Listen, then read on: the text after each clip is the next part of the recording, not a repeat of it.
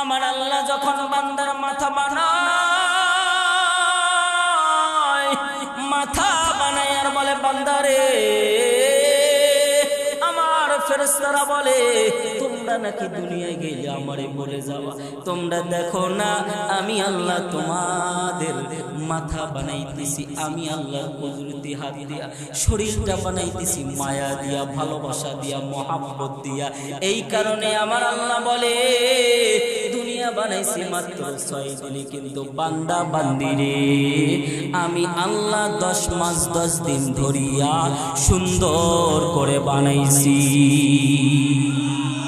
আরো জোরে বলেন না আল্লাহু আকবার। এই আরো জোরে বলেন না আল্লাহু আকবার।